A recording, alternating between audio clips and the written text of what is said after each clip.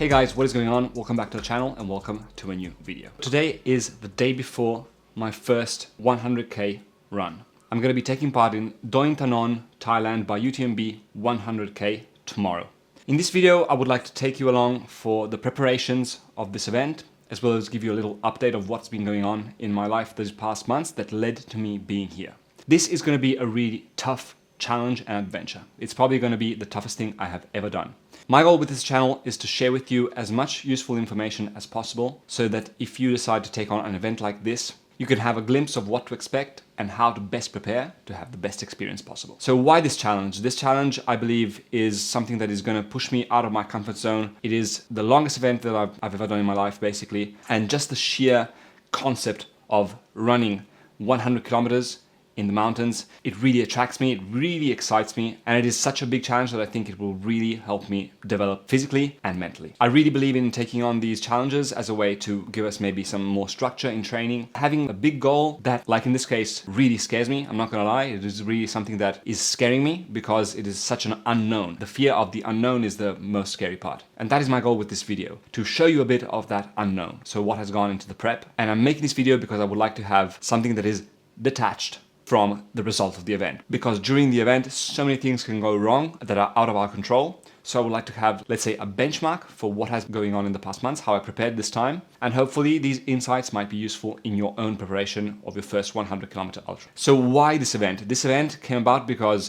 during this year, I just decided to train as much as possible after the first two big events of the year, which were Ironman Hamburg and Ironman World Championship Nice. And I decided to keep on training with the objective now that I was not tied up with Ironman, so I didn't have that big Ironman goal anymore. I could really step into more adventure and more risky stuff because trail running is a lot more risky, and I'm going to talk about this more in depth later in the video. With these two big events out of the way, I was free to take on these challenges. So after Ironman Nice, I kept on training with the objective of becoming better at trail running, because in trail running I am basically a complete newbie.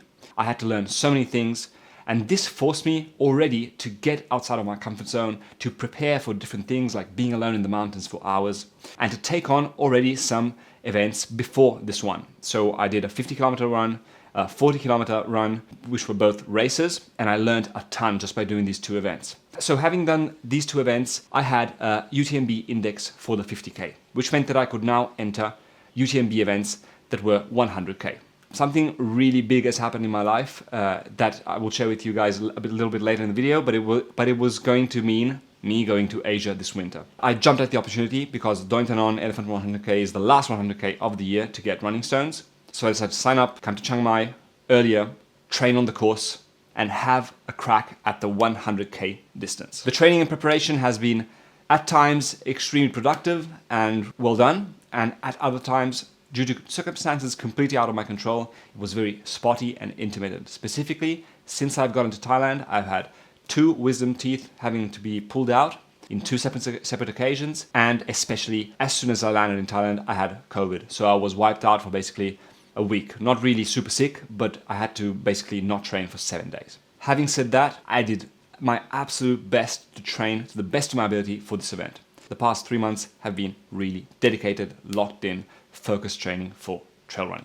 I needed really to learn a lot of things and train to the best of my abilities to be proficient on technical terrain, uphills, downhills, managing fueling and hydration, and it was a very different thing from the events that I'd done before. In the training build, I did a 20k run, multiple 30k runs, one 37k race, one 50k race, and one 71 kilometer long run. So having said this, let's get to the UTMB event specifics. And UTMB events have a lot of things that you have to prepare, as in gear, documents, and all that kind of stuff. And today is the day before the event, so I have to go for my bib pickup and for my mandatory gear check. So there is a mandatory gear list that you must have. Differently from other events I've done before, everybody must undergo a mandatory gear check. So you go there and they check your gear, one person at a time.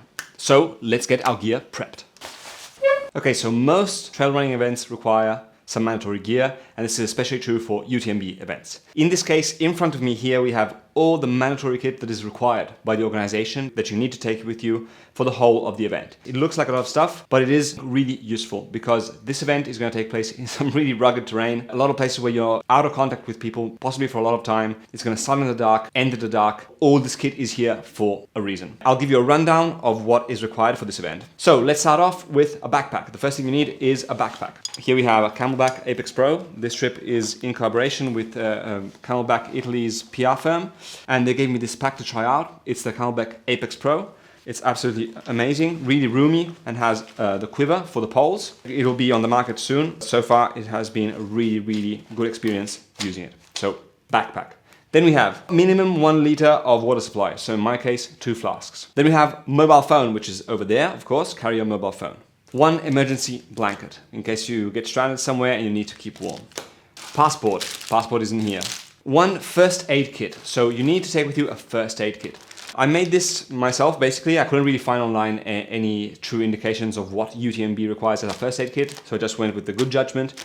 And it's a lot of stuff, but it's really, really light, so if it fits in the pack, I will take all of this. And it's just basically betadine, some gauzes, some tape to close up the gauzes, some tweezers, and some scissors to cut the tape. I've also got some latex gloves and a little bit of extra bandages if I should need them. And this, hopefully, I'm not going to use it, but it's going to go in the bag anyway. Then we have a beaker. So you have a personal beaker. They don't give out any cups at this event. So you need to carry this to fill up at the aid stations. And it specifically says that flasks are not allowed. So you have to have one of these glasses. Another requirement is minimum 800 calories of nutrition. So today for the gear check-in and the mandatory check, I'm going to bring in these gels that are 900 and something calories. Another thing that you need is a windproof and a durable water repellent jacket. Then we have 2 headlamps. So 2 headlamps plus 2 spare batteries. So each headlamp needs to have its own spare battery or cell. This is to ensure that if one headlamp stops working, you have a second one as backup. And if this one loses all its charge, you have a separate way to charge it. In this case, redundancy is very useful because if you get stranded in the jungle out here, trust me, it's not going to be nice. Then we have an elastic bandage for ankles and wrists, and this is separate from the first aid kit. So the first aid kit is one thing, and this is a separate voice. So you need to have a self-adhesive elastic bandage. Then we have a cap or a buff. I have both, just in case. A buff weighs nothing, I can put it in the bag. We have reflective vest or lead or minimum 2-inch long reflective garment. I just got a vest, it's light, I'll throw it in there and no problem. Then we have a reusable spork and a bowl, collapsible bowl. This is actually, this is a dog bowl, so this is for pets, but it's a perfect size like for soup or if I need something hot, I can have it with this. Lastly, a whistle, and the whistle is here on the backpack to signal if you have any problem during the run. Then there is a hot weather kit and a cold weather kit, and we will know this evening if they activate the cold weather kit or the hot weather kit. But basically it's just a second layer for the cold weather kit, and for the hot weather kit it's more water supply, so minimum 2 liters, and a Saharan cap, so the ones that come in the back. Okay, so this is the mandatory kit. Now I'm going to show you a couple of things that I am personally going to use for this event. So the first thing is running poles. I'm going to be using Aonige collapsible running poles. These are absolutely awesome, especially on terrain like Doi Inthanon 100k. Doi Inthanon 100k is incredibly steep. There's really a lot of climbing. I think it's around 6,000 meters. And poles really help, A, on steep climbs, but also to give you rhythm when you're going up, not a super steep climb, but a fairly steep one. So I'm definitely going to be using poles. I also find that they help after a climb, you reach a flat part. They help you just to get momentum to keep going, basically. Then for shoes, I'm going to be using the Hoka Stinson 7. This is the shoe that I've been training in a lot. They are max cushion trail shoe, and I've been trying them out on the trails back here. And they can be a bit technical, but they're not really technical as the ones that I did like in the 50k. So these shoes are quite perfect, I think, for this kind of event. What I'm going to do is I'm going to bring a backup pair of Hoka Stinson 6s, which are a little bit lighter, more nimble, more minimal. And in case I want to switch them, I will switch them halfway. For my personal gear, I'm also going to be using a running belt. This is also by Camelback, and it has a waterproof pocket for the phone, so I can just put it in here. And it has more space for gels and all that kind of stuff. So I'm definitely going to be running this running belt. For socks, I'm going to be using the Sumapo compression socks. And just in case they get super wet, I'm going to be carrying a spare set of socks and a spare set of calf guards. Okay, that being said, let's put everything in the bag and take it to the mandatory gear check. Let's go.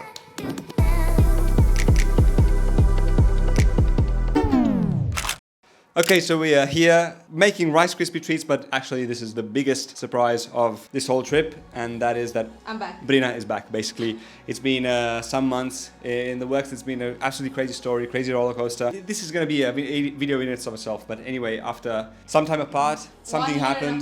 Yeah, 1 year and a half apart, something happened, and just basically we reconnected. And yeah, now we're here, and it's awesome because this is the first event in which I will have a crew chief, like someone who can actually help me in doing stuff and getting stuff done. And in this case, we are making some Rice Krispie treats, homemade. So these are going to be like 3 ingredients. Yeah, and basically we can meet during the course at 2 aid stations, and Brina can have 1 bag and I can have access to this bag. And these will be in those bags, just in case that the nutrition maybe on course isn't really like vibing with me. I will have this backup stuff. More, plus some more, of course. I'll do more, and also some panini. And also, yeah, like some sandwiches and stuff like that, just to have some variety and different stuff. What can I say? Stoked. Let's go.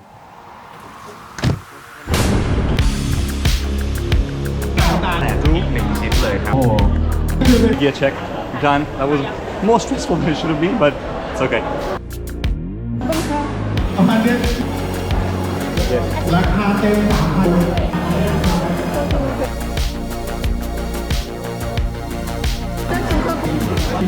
Right now it's so close, but in reality it is so far away. It's gonna take so much effort to get here, and arguably, as I said in the previous video from Nice, arguably the most important work still has to be done. So it's gonna be epic. It's gonna be a great adventure. I'm really excited, but I am a bit nervous, to be honest. It's gonna be epic. So the nutrition strategy for tomorrow is going to be basically a bit different from usual, as in for endurance. Basically they sent me a package for the event, but it got to Italy too late. I already left for Thailand, so I had to make do with what I could find here. So it's going to be caffeine gels. Every hour or every hour and a half or 2 hours I'm going to take in 1 caffeine gel. These are 45 grams of carbs per gel, and I'm going to be taking one in depending on how I feel. I've been offloading caffeine for the past 3 days, so I haven't drunk coffee, and tomorrow I will start drinking coffee again because it is an incredible performance enhancing boost. So caffeine gels are going to be endurance. Then we have maple syrup. Maple syrup is going to be the bulk of my calories. This is the same strategy that I used in the 200k gravel event that I did. So it was one of these and maple syrup. Then I'm going to have some backup stuff, as in aid stations, and at the aid stations I'm going to replenish water. I'm going to be carrying 3 of these flasks. One is going to be filled with maple syrup, and the other 2 are going to be filled with water. One I will fill with water and I will put in my pocket, and the other one I will fill with water and drink while I'm leaving the aid station. I will drink that, because I think one of the biggest problems tomorrow is going to be, well, A, eat enough, and B, stay hydrated enough, which is something that I really felt during the training run. Nutrition strategy is going to be 100 plus grams of carbs per hour. That's what I'm aiming to do, and it's going to be basically all gels, maple syrup, and some solid stuff, as in the Rice Krispie treats that we made, as a backup if I need something solid. I will also have some sweet potatoes in my drop bag that you can get at 7-Eleven here in Thailand. They're not even really super salty, but they're just that right kind of savory that you might want after long hours. So this, but hopefully gels and maple syrup and water electrolytes will do. Okay, so we are back from the gear check. I've collected my bib. This is the tag for the bag, because you're only allowed to use 1 bag, you can't swap it out. So I'm going to be attaching this to my bag. And this is for assistance. There are 2 aid stations where I can get assistance, and this is what Brina's going to keep, and she's going to show it, and we're going to hopefully meet at the aid stations. So I'm going to zip tie this to my backpack. The gear inspection went really well, no problems there. And the atmosphere at the village was actually super cool, to be honest. It was really nice. Okay, so the bag is tagged. Hopefully it won't bounce around too much. I don't know if this needs to be visible. Maybe in the comments you can help me out with this, because I can't really find a straightforward solution, but I'll see what people do tomorrow morning and basically decide what to do based on what they do. Here we have 2 bags. One of these is like the bag that you get at the end, so it has your clothes to change in, and one is a drop bag. So I have a drop bag that I'm going to be leaving and I can have access to at an aid station right in the middle. And in this drop bag, I'm just going to be basically putting extra food, a change of clothes, like a t-shirt, complete change of shorts, some socks, and some spare stuff, basically. They gave us 2 of these. One is for sleeping. Hopefully I won't be using that. One is for the drop bag, and one is for the streetwear bag to leave at the end. Okay guys, that's it. And the last thing I would like to say is a couple of really big takeaways that I've had from the past 3 months of really focused and intentional trail running training. First is the downhills. This has been actually something that I was really not liking. I didn't like downhills in the beginning because it is something that is high risk, high impact, and I wasn't good at them. So I really struggled with them. But the thing is, doing downhills, I realized that to mitigate this risk of rolling an ankle or falling or whatever it may be, I needed to unlock a new level of focus. So running downhill on trails really taught me how to focus in a different way from any way I've ever focused before. It is 100% full on. I'm in the moment. I'm right there in that moment. And it is really a beautiful thing. It's something that I wasn't expecting, and it was a really pleasant surprise. It was absolutely something new, a new feeling, a completely new feeling. Outside, the rhythm of my breath, and just really being 100% fully committed and focused on where each and every footstep lands. And it's something that 3 months ago I had zero ability to do. I could not access this level of focus, and I couldn't feel as confident as I feel today. So to train downhills, basically the best thing to do is just to do downhills, and I gradually expose myself to them. And what can I say? I'm still complete at them, but compared to 3 months ago, it's been steady progress, incrementally getting better every time I go running. So that's been a huge plus. Second thing I would say is to really pay attention to joints, and especially to the ankles, strengthening the ankles. I come from a skateboarding background, so I must have rolled my ankles, both of them, so many times. I once had an MRI done on my left ankle for a completely unrelated problem, but it just showed that I had messed up everything. I had torn ligaments, I had bone edema, I have so many different things inside this ankle, the left one. But this is a huge opportunity to learn how to work on strength and mobility of the ankles, and that is something that I've been doing religiously for the past 3 months.